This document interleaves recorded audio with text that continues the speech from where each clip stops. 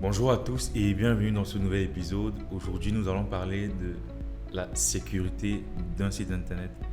Pourquoi est-ce qu'il est super important de sécuriser un site internet une fois que vous avez terminé de le créer, que vous l'ayez fait vous-même ou que vous ayez fait appel à un prestataire ou à une agence.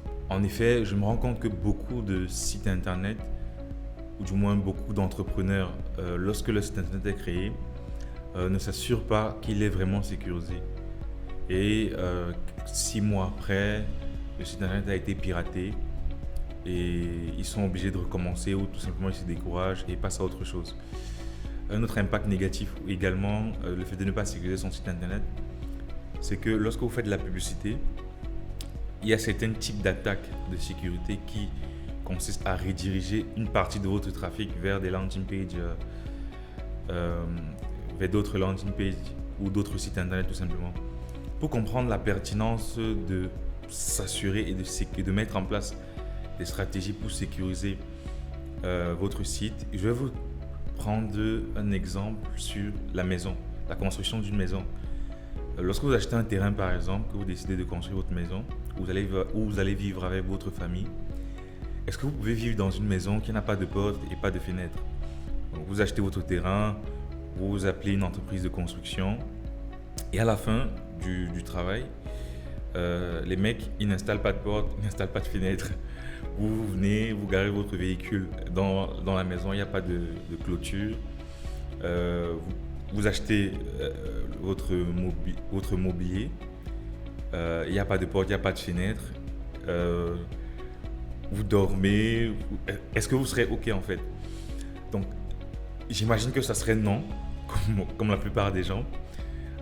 C'est vrai qu'il y a une exception de villages où il n'y a pas de porte, il n'y a pas de fenêtre, il n'y a pas de vol. Mais ce sont des villages très très reculés et dans le monde moderne, la sécurité est très importante. C'est la même chose avec votre site internet. Sur votre site internet, il y a des informations sensibles que vous avez l'obligation légale de protéger. Donc lorsque vous créez un site internet, que ce soit un site vitrine pour une entreprise juste pour présenter les services, ou un site e-commerce où le client va acheter, mettre ses informations bancaires, aux yeux de la loi, que ce soit en Europe, en Afrique ou en Amérique, il y a des organismes qui existent, qui sont là pour s'assurer que les propriétaires de sites internet aient fait le travail nécessaire pour sécuriser les informations sensibles des utilisateurs. Donc en France et dans l'Union européenne, il y a la CNIL. Au Royaume-Uni, il y a l'ICO. En Afrique, je ne sais pas trop, mais il doit en avoir. Et de manière... Alors, dans la plupart des temps, ils ne vont pas vous contrôler. Ils ne vont pas vous contrôler dessus, mais c'est lorsqu'il y a un souci. Donc, si un client achète sur votre site et qu'il se fait pirater sa carte et que derrière, cet organisme-là intervient lors du litige, il y a des sanctions qui sont très sévères par rapport au fait de ne pas sécuriser son site internet. Et ces sanctions partent de... Je pense que dans l'Union européenne, c'est 20% du chiffre d'affaires réalisé. Donc en termes d'amende, donc si votre chiffre d'affaires, je ne sais pas, c'est 1 million d'euros par exemple, à cause du fait que vous n'avez pas sécurisé votre site internet et que un citoyen européen a été victime d'une escroquerie de votre faute, non seulement vous allez dédommager l'individu et vous allez également payer cette amende de 20% de votre chiffre d'affaires, peu importe où vous soyez dans le monde. J'imagine qu'il y a également ce genre d'organisme dans les pays africains. Donc, ne serait-ce que pour ça, c'est très important de mettre les mécanismes de sécurité en place. Ce genre d'organismes ne vont pas vous sanctionner parce que vous avez mis en place des mécanismes et que les pirates devant étaient tout simplement beaucoup plus compétents. Mais ils vont vous sanctionner parce que vous n'avez rien fait du tout. Donc, typiquement, si vous avez créé votre site internet vous-même, vous n'avez installé aucune extension ou outil de sécurité. Si vous avez fait appel à un prestataire sur la facture ou sur la clause, le contrat que vous avez fait avec votre prestataire qui s'occupait du site il n'y a aucune mention par rapport à la sécurité. Donc, si vous voulez éviter qu'un jour, ce genre d'organisme vous tombe dessus et que vous vous retrouvez à payer 20% de votre chiffre d'affaires, je précise bien chiffre d'affaires, en amende, vous devez vraiment mettre en place des actions pour sécuriser votre site internet. Alors, en dehors du fait d'éviter ce genre d'amende, il y a tout simplement pour votre performance marketing. Vous pouvez faire de la publicité sur Facebook et Google Ads, sur votre Pixel ou sur votre Google Analytics.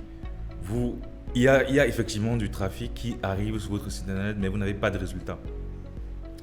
Vous n'avez pas suffisamment d'appels par rapport au trafic qui est censé arriver sur votre site, ou vous remarquez encore qu'il y a une baisse de trafic. C'est peut-être dû à un problème de sécurité.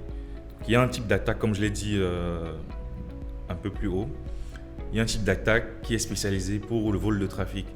Donc, ils vont pirater votre site internet, prendre le contrôle et installer des scripts malveillants qui vont tout simplement, par exemple, rediriger les visiteurs qui viennent sur votre site. Peut-être un visiteur sur 2 ou un visiteur sur 5.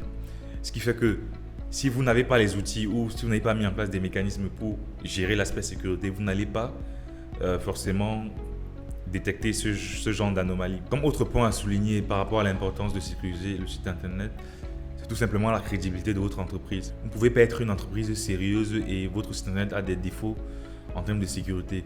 Il y a des clients qui voudraient par exemple acheter vos services et s'ils se rendent sur votre site, et se rendre compte que ce n'est pas sécurisé ou qu'il est piraté tout simplement, cela va vous faire perdre en crédibilité et perdre également des clients. Parce qu'il y aura des clients qui seront refroidis tout simplement parce que vous n'êtes pas fiable tout simplement. Il existe quelques outils qui peuvent vous permettre d'améliorer la sécurité de votre site internet, notamment Securi, Cloudflare et plein d'autres outils qui vous permettent de faire des sauvegardes automatiques par exemple, pour prévenir en cas de problème de sécurité, pour que votre site soit par exemple toujours en ligne. Donc il y a des systèmes de sauvegarde que vous pouvez configurer, ou vous pouvez par exemple décider que votre site, qu'il y aura une sauvegarde qui sera faite chaque 24 heures, une autre sauvegarde qui sera faite chaque semaine, une autre sauvegarde qui sera faite chaque mois. Et ces sauvegardes seront faites sur votre serveur, sur votre ordinateur ou encore sur un autre serveur dans le cloud.